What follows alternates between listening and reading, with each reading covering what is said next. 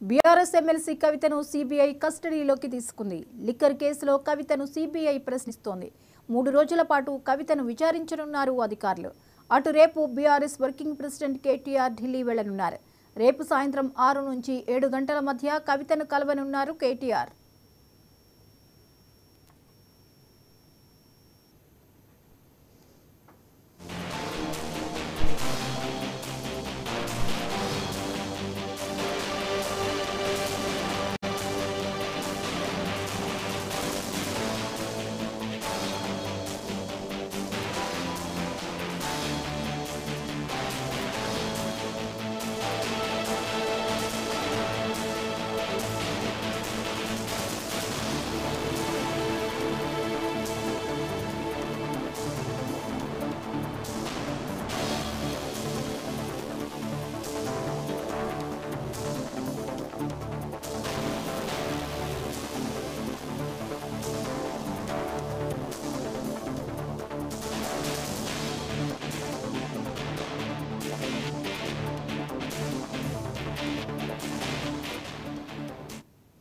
BRS MLC కవితను CBI కస్టడీలోకి తీసుకుంది. లిక్కర్ కేసులో కవితను సీబీఐ ప్రశ్నిస్తోంది. 3 రోజుల పాటు కవితను విచారించనున్నారు అధికారులు.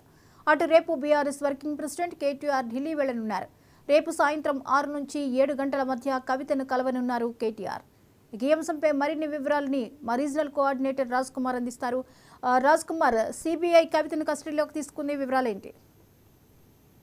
జ్యోతి, ఇప్పటికే లిక్కర్ స్కామ్ లో ఈడీ అరెస్ట్ చేసిన నేపథ్యంలో కోర్టు అనుమతితో కూడా సిబిఐ అధికారులు కూడా ఏదైతే కస్టడీలోకి తీసుకున్నారో 3 రోజుల పాటు సిబిఐ కస్టడీలో కూడా కోర్టు అనుమతించిన నేపథ్యంలో ఈ రోజు కవితను సిబిఐ అధికారులు కూడా పలు అంశాలపై కూడా మొత్తం కూడా విచారిస్తున్నారు. కంప్లీట్ గా అంటే 3 రోజుల పాటు కవితను సిబిఐ అధికారులు విచారించనున్నారు. దీనికి సంబంధించి ఇప్పటికే కస్టడీలోకి తీసుకున్నటువంటి అధికారులు సాయంత్రం వరకు కూడా విచారించే అవకాశం ఉంది. దీనికి సంబంధించి ఇప్పటికే అంటే అన్ని కోణాలలో లిక్కర్ స్కామ్ సంబంధించినటువంటి ముడుపుల నేపథ్యంలో అది కొన్ని అంటే 3 అంశాలపై కూడా మొత్తం కూడా కవిత దగ్గర నుంచి సమాచారం రాబట్టేందుకు కూడా సిబిఐ అధికారులు ప్రశ్నిస్తారు. దీనికి సంబంధించి ఇప్పటికే ఢిల్లీలో ఏదైతే తిహార్ జైల్లో ఉన్నటువంటి కవితను ఈ రోజు కస్టడీలోకి తీసుకోవడం జరిగింది. దీనికి సంబంధించి ఇప్పటికే ఈ రోజు అంటే సాయంత్రం కవితను కేటీఆర్ కూడా రేపు వారి చెల్లెని కూడా కలవడం జరుగుతూ ఉంది.